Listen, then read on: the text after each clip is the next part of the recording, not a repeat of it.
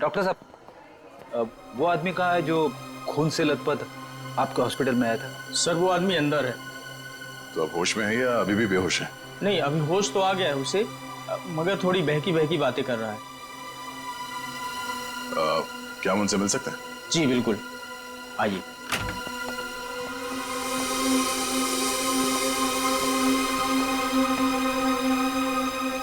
नमित,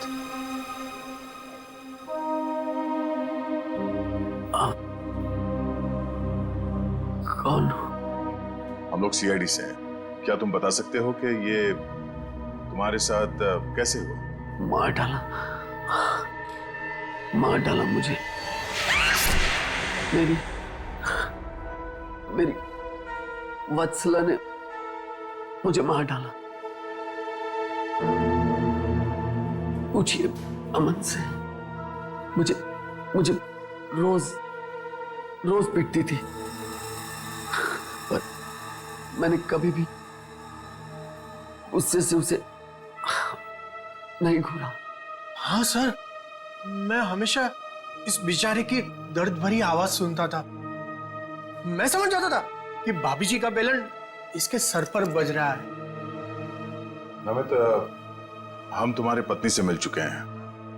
कुछ न कुछ तो गड़बड़ हुआ है उसके साथ, लेकिन अचानक वह ऐसा बर्ताव क्यों करने लगी? भगवान, पता नहीं। जब से दहलिया रोड से आई है, किसी सरकटी औरत के बारे में बात करती है और किसी पर भी टूट पड़ती है, जैसे जान ले लेगी वो किसी की भी। फिर दहलिया रोड, मतलब जो भी गड़बड़ है वो इस दहलिया रोड पे ही है।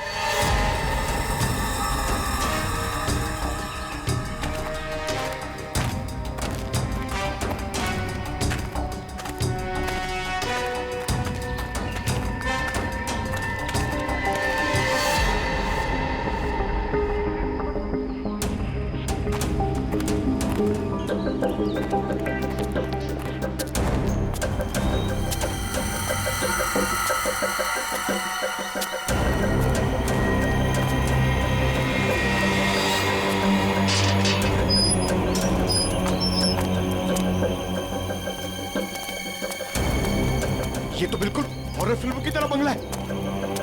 जंगल के बीच में इतना सुनसान। लगता है ये टीना और आकाश इसी घर में आए होंगे।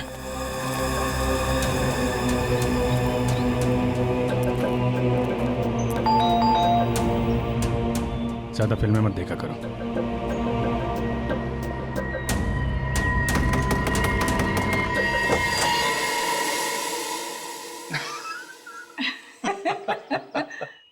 बहुत अच्छा लगा। इतने सुनसान जंगल में भी कोई हमें मिलने आया। एनीवेज, मेरा नाम डीके है और ये मेरी धर्म पत्नी रागिनी। अरे आइए ना आप लोग, अंदर आइए, बाहर क्यों खड़े हैं? प्लीज आइए आइए आइए। सर ये लोग तो बहुत अजीब हैं। ये तो हम लोग से ऐसे बात कर रहे जैसे हम लोग इनके रिश्तेदार हैं। काफी अच्छा घर है। Thank you. आसपास दूसरा कोई घर नहीं दिख रहा है, तो इतने सुनसान जंगल में आपने घर बनाया? बनाया नहीं है सर, खरीदा है। वो क्या है ना कि हम दोनों पति पत्नी एक कलाकार हैं और अपनी सोच के आकार को पूरा करने के लिए हमें शांति और एकांत की सख्त जरूरत रहती है। जी हाँ सर, यही हमारा घर भी है और हमारी दुनिया भी है। और हाँ, आपको एक बात और बताना चाहूंगा। हम लोग रहते जरूर इस सुनसान इलाके में हैं, लेकिन कला के क्षेत्र में हमारा बहुत बड़ा नाम है। अच्छा। कब खरीदा आपने ये घर? बहुत साल पहले खरीदा था। अब तो ध्यान भी नहीं है हमें कि कब खरीदा था हमने। हाँ, ये तो याद होगा कि कल यहाँ पे कौन आया था। हाँ सर, बिल्कुल। लेकिन कल तो यहाँ कोई नहीं आया था सर। ये फोटोज देखिए, ध्यान दीजिए और सोच के बताइए। क्या इन दोनों में से कोई भी कल यहाँ आया था? नहीं मैडम, इनको हमने पहले कभी नहीं देखा।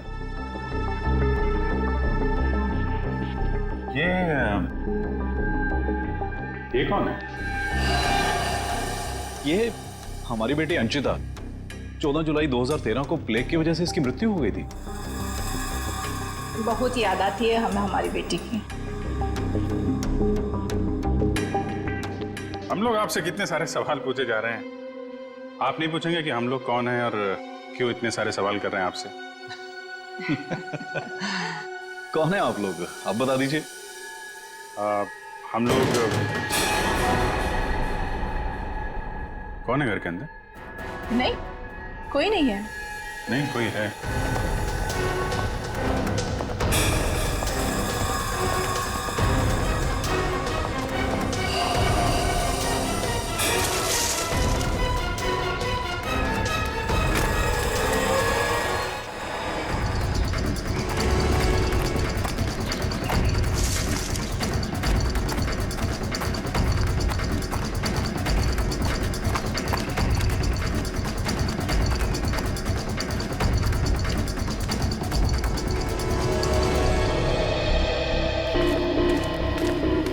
आया तो इस तरफ ही था।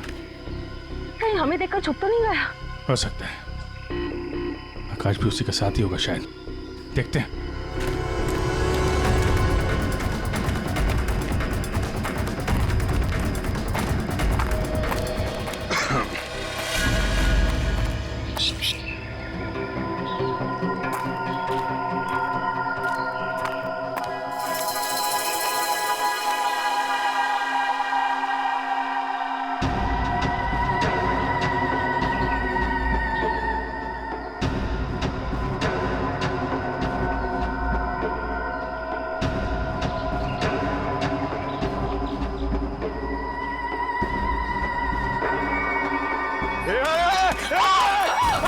नहीं फायर नहीं। कर नीचे। कौन हो तुम? क्या कर रही थी उस घर के अंदर? हसिया नीचे फेंको। टीना को तुमने मारा था ना? आकाश है। धीरे बोलो, वो सुन लेगी। वो तुम्हारे पीछे खड़ी है।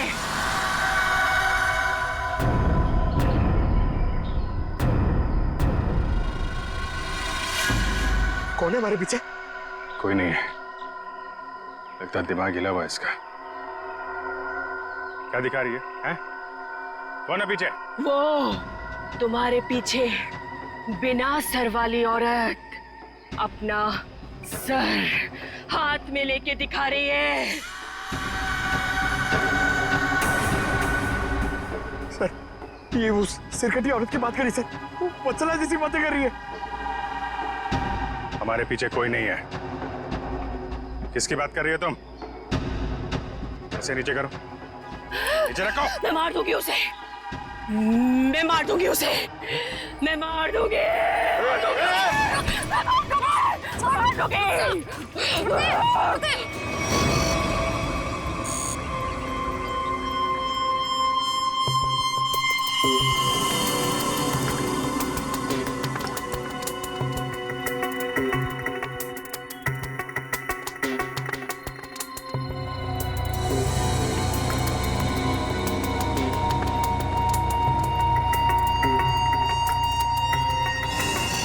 डॉक्टर मलिका, आप भी वही सोच रहे हैं जो मैं सोच रहा हूँ? यस सर, पर ये है क्या? थोड़ा बहुत तो पता चला है, पूरा तो टेस्ट होने के बाद पता चलेगा।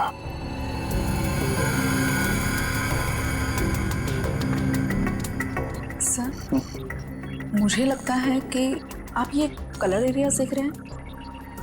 ये ब्रेन टेल की नर्व्स की तरफ आ रहा है।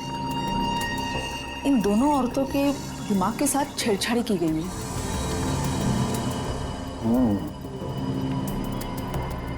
सर, इनकी याददाश्त से छेड़छाड़ की गई है। इनको कोई नेचुरल रोग या दिमागी बीमारी नहीं, इनकी तो मेमोरी ही बदल दी गई है। मतलब ये कि आर्टिफिशियल मेमोरी भर दी गई है इनके दिमाग में। Yes sir. क्या आर्टिफिशियल मेमोरी भर दी गई है?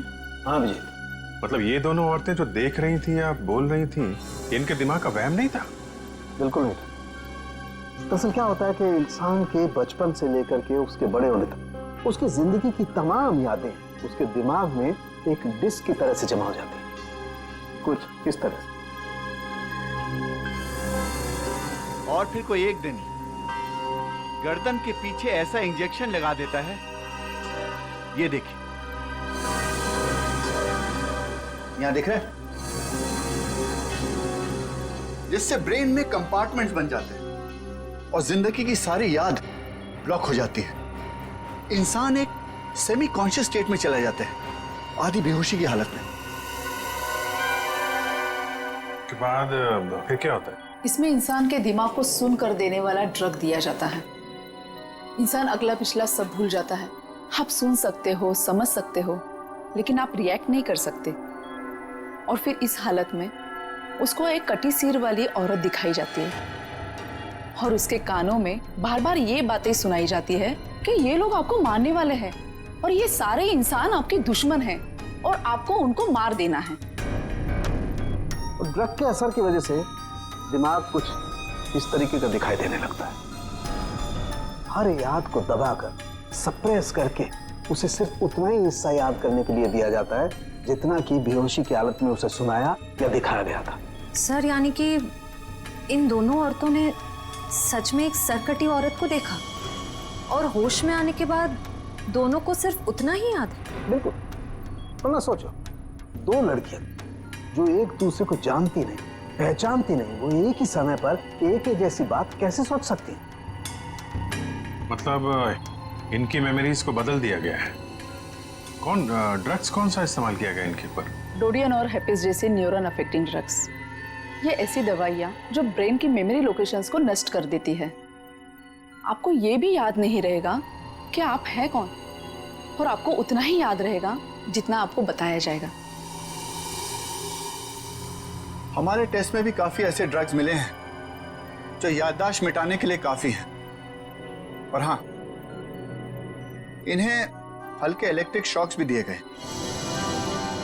मुझे नहीं लगता ये लड़कियां कभी भी ठीक हो सकती, क्योंकि इस बीमारी का अभी तक कोई एंटीडोट इजाद नहीं हुआ है और हिप्नोसिस में महीनों लग जाएंगे। और फिर भी इस बात की गारंटी नहीं है कि इनकी खोई हुई मेमोरी इन्हें वापस मिल सकती है। अरे सर, ये सब सुन सुन के मेरा सर फटने लग रहा है। सर, आप मेरा ब्रेन मैपिंग कर लीजिए। डहलिया रोड के बंगले के मालिक डीके, रागनी और सड़क पे खड़ी उस लड़की का राज तो अब डहलिया रोड पे जाके ही पता चलेगा। तो थोड़ा घूम आते हैं डहलिया रोड।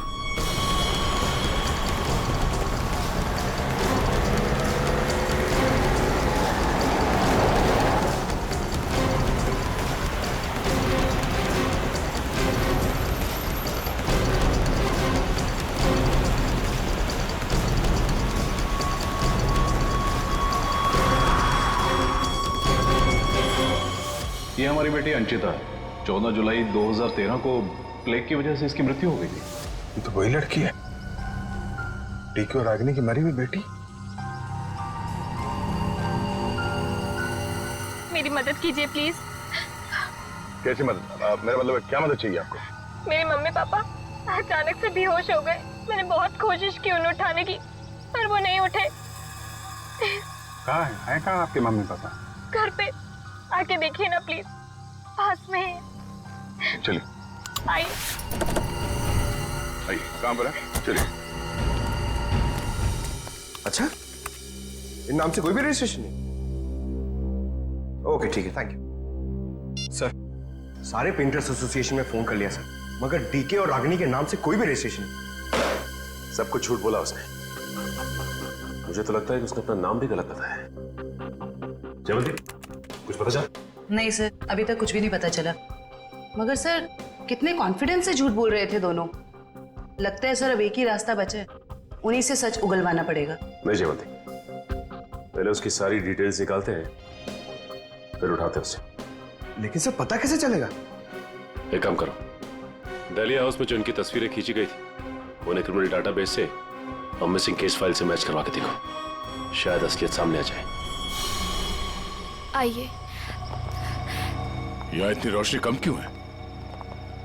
वो घर आबादी से दूर है ना, इसलिए वोल्टेज थोड़ा कम है। ये देखिए। ये दोनों एक साथ कैसे बेहोश हो गए? कहीं इस लड़की ने तो कुछ नहीं कर दिया?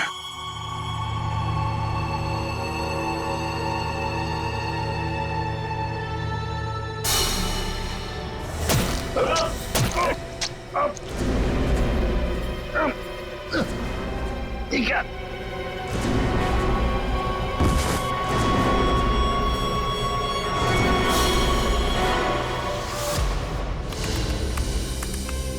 सर, दोनों फोन्स के सिग्नल नहीं मिल रहे हैं। सर कुछ सेकंड्स पहले तक अभिजीत सर और दया सर का फोन दहलिया रोड पे बता रहा था, लेकिन अभी लोकेशन नहीं दिख रही है। इसका मतलब अभिजीत सर और दया सर को वो रास्ता रोकने वाली लड़की मिल गई। फिर तो डीके और रागिनी की सच्चाई का भी पता चल जाएगा। सर आइए। सर ये है मिसेस साक्षी, उस नकली डीके और इलेश की माँ। नमस्ते। कहाँ है मेरा बेटा? कहाँ है इलेश? ये ऑफिसर कह रहे हैं उसका नाम डीके है और उसकी एक पत्नी है जिसका नाम है रागिनी। ये कैसे हो सकता है? ये सब झूठ है। जी नहीं, ये सच है। एक छानबीन के दौरान आपके बेटे और उस औरत से मुलाकात हुई हमारी, जो अब डीके और रागिनी बने बैठे, और उसी छानबीन में मिसिंग कंप्लेन से उनकी सच्चाई भी पता चली। मैम, आप हमें बता सकते हैं कि आपके बेटे इलेश ने अपना नाम बदल के डीके क्यों रख लिया? मेरा बेटा अपना नाम क्यों बदलेगा? मुझे इस बारे में कुछ नहीं पता। देखिए माताजी, वो रागिनी और नीता के साथ में कहीं छुपा हुआ बैठा है। अब ये औरत को जानती है? ये लड़की कौन है और कैसे मेरे बेटे की जिंदगी में आई, मुझे कुछ नहीं पता। देखिए मैडम, उस औरत के माँ बाप तो मर चुके हैं। बस आप ये बता सकती हैं कि जुलाई 2013 से पहले ऐसा क्या हुआ था जो आपका बेटा घर छोड़कर चला गया? नहीं, मेरा बेटा घर छोड़कर नहीं भागा था। हाँ, इलेश दिमागी तौर पर बीमार रहता था, तो एक बड़े साइकोथेरेपिस्ट के पास उसका इलाज चालू था और उसी थेरेपी की सिटिंग के लिए वो डॉक्टर के क्लिनिक गया था और फिर वो वापस ही नहीं आया। अच्छा मैम, ये बताइए कि नाम क्या है इस थेरेपी क्लिनिक के डॉक्टर का?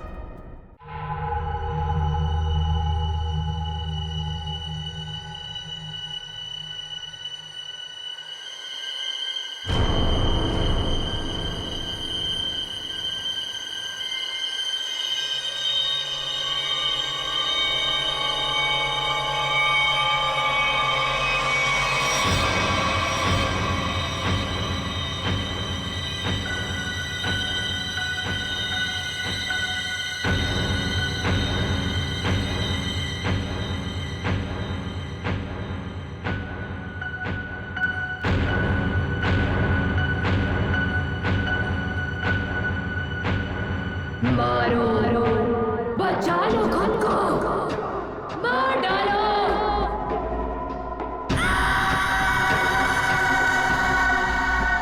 मारो, मार डालो, सब दुश्मन है तुम्हारे। मारो, मार डालो, बचा लो खुद को। मारो, मारो, मार दो, सब दुश्मन है तुम्हारे। उठा लो हथियार, उठा लो हथियार, मार दो। समझ में नहीं आ रहा कि इन सबके पीछे एक डॉक्टर हो सकता है। देखते कहाँ का तार कहाँ जाके जुड़ा है सर? बहुत लंबा जाल फैलाता है सर। आज सारे तार कट जाएंगे इसके।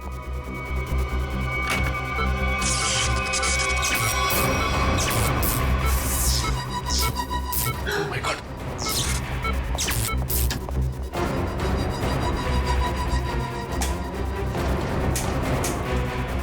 किसने किया ये? बोलो, बोलो किसने किया?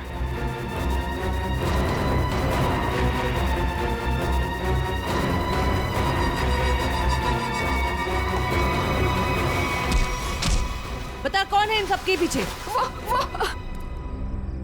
तुम उस बिना सर वाली औरत के साथ मिले हो ना? मैं नहीं,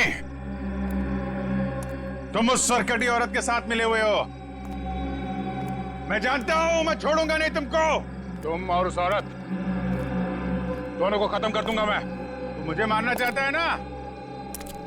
छोड़ूंगा नहीं तुम्हें।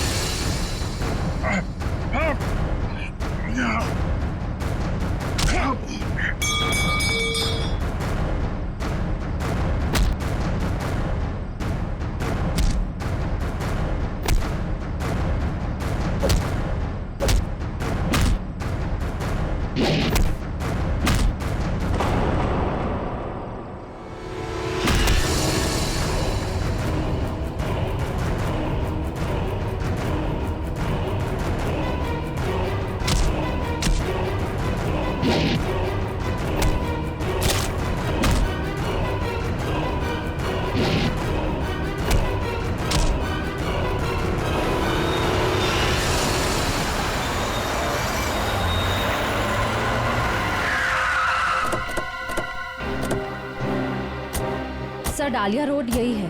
हो सकता है अभिजीत सर और दया सर यहीं कहीं होंगे। हो सकता है वो डीके और रागनी क्या हो। हम लोग जाके देखते हैं, तुम लोग यहीं रखो। एक डॉक्टर जाना नहीं चाहिए। हाँ ठीक है, चलो आ जाओ।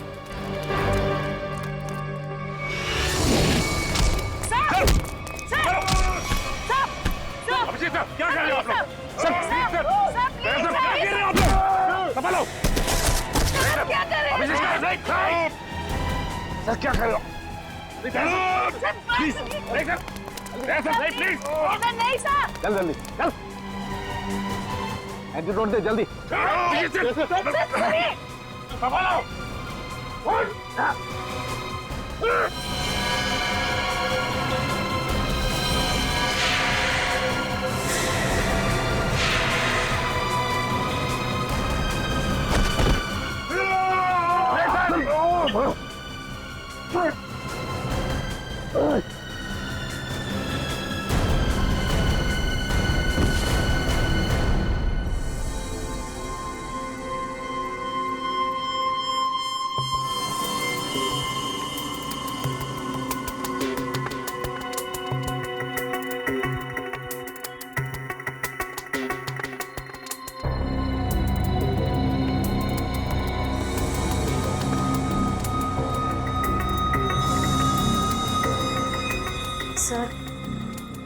सर सब ठीक तो है ना?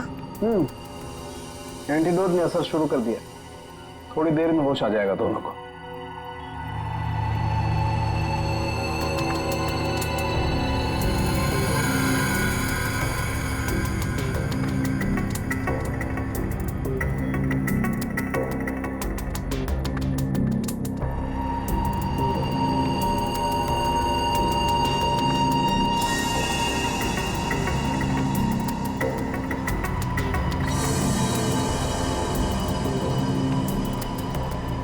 शुक्र मनाओ डॉक्टर सालुंके, अगर ये दोनों ठीक हुए हैं तो सिर्फ मेरी वजह से। अगर अपने दिमाग का सही इस्तेमाल किया होता ना, तो एक मुजरिम की तरह इस हालत में नहीं खड़े होते, समझे? विकास अंकल, आपकी वजह से मैं भी एक मुजरिम बन के रह गई। अभी तो सिर्फ तुम दोनों का गुनाह सामने आया है। जिस दिन तुम दोनों को सजा मिलेगी ना, उस दिन समझ में आएगा कि गलत राह पे चलने का अंजाम क्या होता है।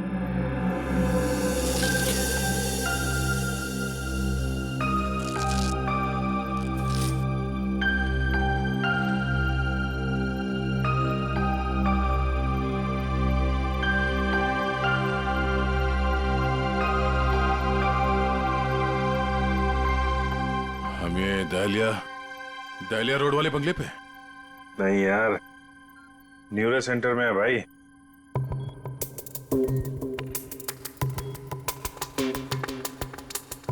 और मुजरिम हमारे सामने खड़ा है।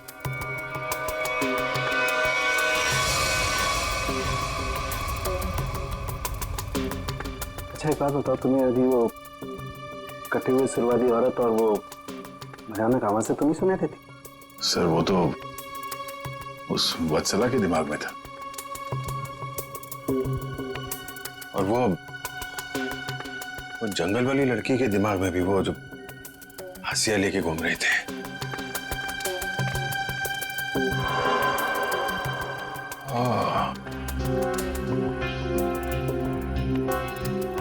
अब समझ में आया, संचिता के माँ बाप ने भी हम लोगों को वो ड्रग्स वाला इंजेक्शन लगा दिया था, और हमारे दिमाग में भी ये सारी बातें भरती गई थी। बताओ डॉक्टर विकास, क्यों किया तुमने ये सब? जल्दी बता, वरना हमें तुम्हारा इलाज करना पड़ेगा। क्या बताऊं? डॉक्टर सालुंके ने सब कुछ समझा तो दिया था। मैं दुनिया में तहलका मचाने वाला ब्रेन मैपिंग एक्सपेरिमेंट करना चाहता था। बेहोशी में मैं लोगों को यहां लाता था और उनके ब्रेन से उनकी सोच को निकालकर अपनी सोच भर देता था। जरा सोचो, कितनी ताकत थी मेरे हाथ में। जब वो लोग जागते थे तो उन्हें वही दिखता था, और उनके दिमाग में वही ब्रेन की मेमोरी थी जो मैंने डाली थी। उनका ब्रेन वही करता था जो मैं कहता था। मतलब कि मैं उनके ब्रेन से सब कुछ करा सकता था। और तुम दोनों ने भी तो वही किया ना? और ये अंशिता, इसने भी गुनाह में तुम्हारा साथ दिया था। मैं इनकी भतीजी हूँ, इन्होंने ही मुझे पाला पोसा। डीके और रागिनी मेरे माँ बाप नहीं है। वो घर, डीके, रागिनी, मैं, ये सारा विकास अंकल का बिछाया हुआ एक जाल था। और आकाश, उसके साथ क्या किया तुम लोगों ने? उसकी ड्रग की डोज ज्यादा हो गई थी, उसे ब्रेन हैमरेज हो गया था। उसकी मौत का मुझे बहुत अफसोस है। तुम्हारे जैसा जीनियस डॉक्टर लोगों के दिमाग का गलत इस्तेमाल करने के चक्कर में गुनहगार बन गया। तुम्हारी खोज इंसानियत के खिलाफ है। कानून तुम्हें इसकी जरूर सजा देगा। शायद फांसी होगी तुम्हें।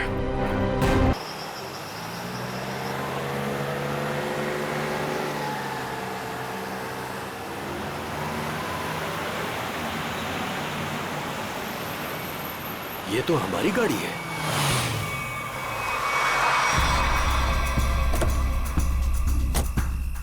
ये तो टीना और आकाश की गाड़ी है। Oh my God! आकाश, टीना, बच्चे नहीं है। मैं एक बार फिर से फोन करता हूँ। गाड़ी यहीं पर है तो दोनों बच्चे भी यहीं पर होने चाहिए। कैसे डरावनी जगह है, कितना घना जंगल है ये। पता नहीं टीना और आकाश को यहाँ गाड़ी रोकने की क्या जरूरत थी। दोनों में से किसी का भी फोन नहीं लग रहा है। लूटपाट का मामला तो नहीं लगता है भाई साहब। बच्चों को सारा सामान गाड़ी में ही है। ऐसे बीच सड़क पे बच्चे गाड़ी छोड़ के गए कहाँ? समझ में नहीं आ रहा, मेरे दोनों बच्चे कहाँ चले गए? क्या हो गया उनको? मीरा, कुछ नहीं होगा हमारे बच्चों को। शांति रखो, घबराओ मत। आओ यहीं कहीं आसपास देखते हैं। आकाश, टीना, आकाश, आकाश, आकाश, मेरी आवाज सुनाई दे रही है? आकाश, आकाश, टीना, पता नहीं इस घने जंगल में बच्चे कहाँ चले गए। मीरा, गाड़ी यहाँ पर है तो बच्चे भी यहीं पर होने चाहिए।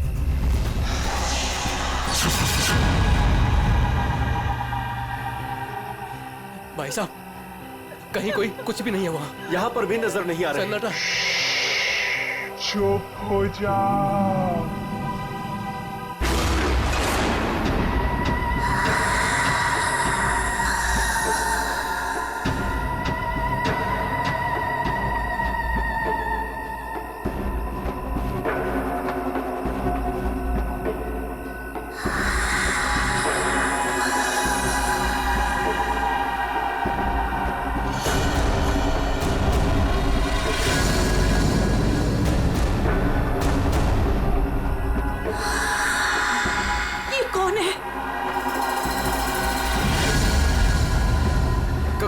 तुम? कौन हो तुम? जाओ, जाओ यहां से।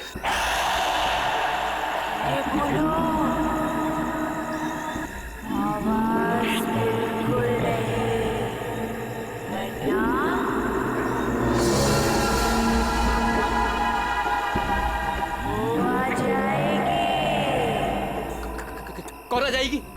कौन आ जाएगी?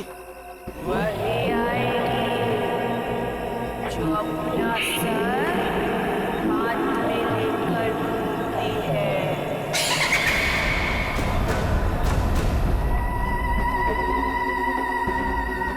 आ जाएगी। चलो यहाँ से, जल्दी चलो, गाड़ी में बैठो, जल्दी।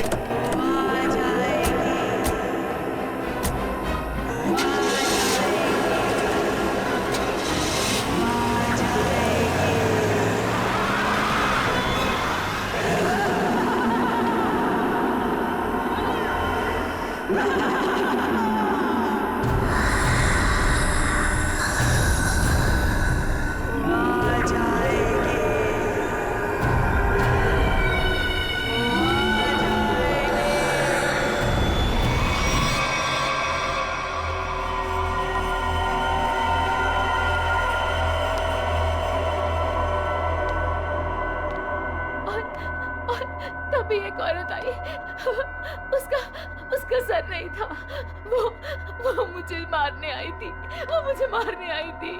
उसका कटा सर उसके हाथ में ही था। वो मुझे मार डालेगी, बचा लो मुझे, वो मुझे मार डालेगी। ये क्या हो गया मेरी वत्सला को? कैसे बर्ताव कर रही है? अब क्या करूं मैं?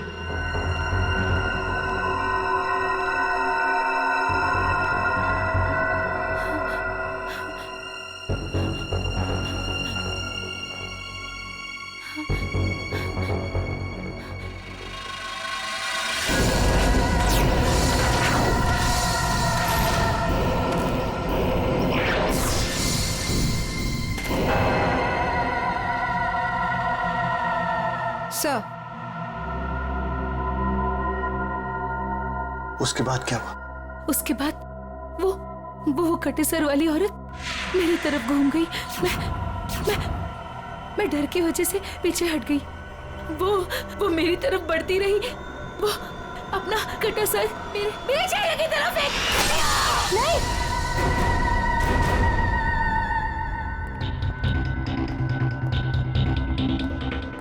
डॉक्टर साहब, क्या हुआ है मेरी वाइफ को? मिस्टर नमित, देखिए ना डॉक्टर साहब के साथ क्या किया वत्सला जी ने। 10 इंजेक्शन दे चुका हूँ शांत करने के लिए, लेकिन कोई असर ही नहीं हो रहा। लेकिन हुआ क्या है वत्सला को? इनका दिमाग एक सरकटी औरत के बारे में सोच रहा है। उसकी चाल डाल, उसका रवैया और पता नहीं क्या क्या इसके दिमाग में घुस गया है। Oh my God! डॉक्टर साहब, मेरी वाइफ ठीक तो हो जाएगी ना? कुछ कह नहीं सकते, लेकिन ये चेंजेस आपने इनमें कब महसूस की? कल रात वत्सला की गाड़ी दहलिया रोड पे खराब हो गई थी। मैं इसे लेने वहां गया, तब से इसकी हालत ऐसी है। देखिए मिस्टर नमित, इनकी हालत बहुत नाजुक है। मेरी मानिए तो इन्हें फौरन हॉस्पिटल में एडमिट कर दीजिए। सर, मुझे तो लगता है कि वत्सला जी के साथ जो कुछ भी हुआ है ना, दहलिया रोड पे ही हुआ है। श्रवण, हमने कहीं वहां से आकर कुछ गलती तो नहीं की ना? अब हमारे बच्चे कैसे मिलेंगे? मुझे तो लगता है उस खूनी औरत ने कुछ कर दिया है टीना और आकाश को। भाई साहब, मुझे लगता है कंप्लेंट लिखवा देनी चाहिए। पता नहीं बच्चे किस हाल में होंगे। उमेश, मैं तो कहता हूँ हमें सीआईडी को फोन करना चाहिए। मैं करता हूँ भाई साहब।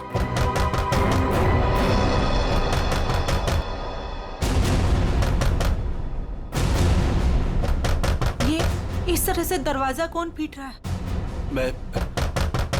मैं देखता हूं।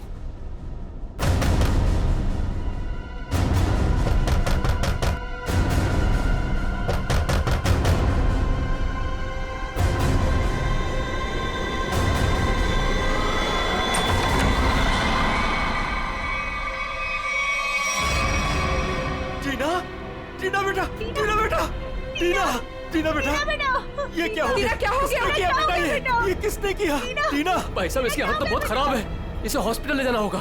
मैं गाड़ी निकालता हूँ भाई साहब। टीना बेटा, बेटा कुछ तो बोलो, आकाश कहाँ है? आकाश भैया को बचा लो। बचा लो मतलब?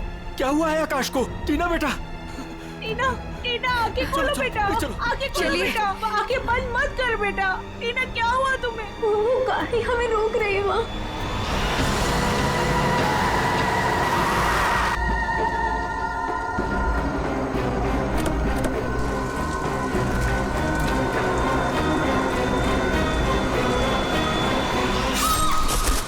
ये कहाँ जा रहा?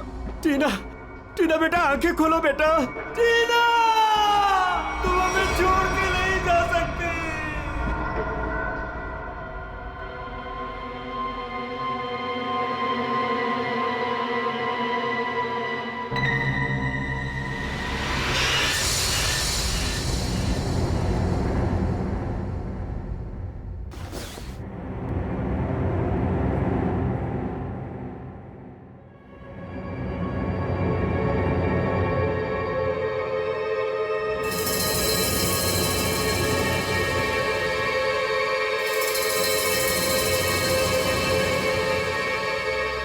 नहीं डॉक्टर साहब, मैं अपनी वाइफ को किसी भी हॉस्पिटल में एडमिट नहीं करने वाला।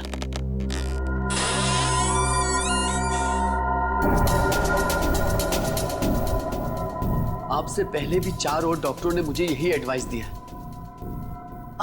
अब मेरी वत्सला का इलाज मेरे घर पर ही कीजिए ना डॉक्टर साहब।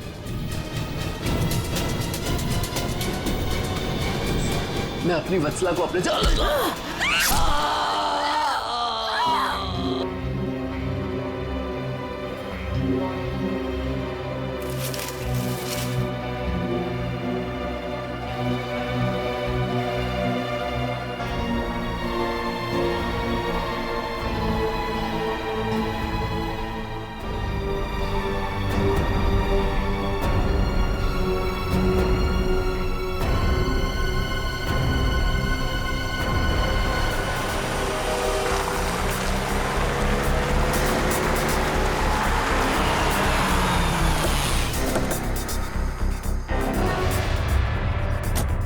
आइए इस तरफ, यहाँ पर आइए।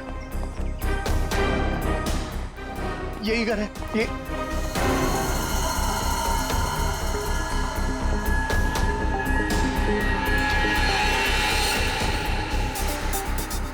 तो यहाँ पे जबरदस्त हाथापाई और तोड़फोड़ हुई है। चारों तरफ खून, सामान बिखरा पड़ा है। मिस्टर अमन, आपको कल रात ही हमें खबर कर देनी चाहिए थी। लेकिन सर, नमित के शरीर पर इतना खून देखा कि मैं डर गया था। हाँ सर। ये जिस किसी भी हथियार से विक्टिम पर हमला किया गया है, वो हथियार काफी तेज धार वाला होगा। तालुंके साहब, आपको कैसे पता चला? ये देखो, ये छोटी छोटी बूंदें देख रहे हो खून की, ये एक धार नहीं, सीधी। सर लगता है किसी चाकू या छोटे खंजर का इस्तेमाल किया गया है। पता नहीं जिसको भी इसने मारा है वो जिंदा है या नहीं। और ये खून से सने हुए पांव के निशान तो घर के अंदर की तरफ जा रहे हैं। तो यहाँ पर नमित के अलावा कोई और भी रहता है क्या? हाँ, उसकी वाइफ। ओह माय गॉड, उससे तो कुछ नहीं हो गया। भाभी जी, देखो तो।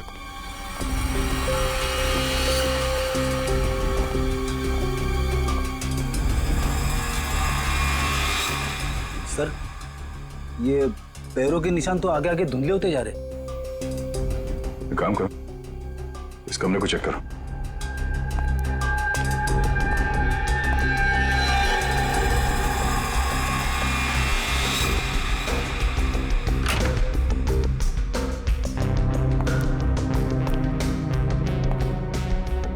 बेड पर तो कोई खून नहीं।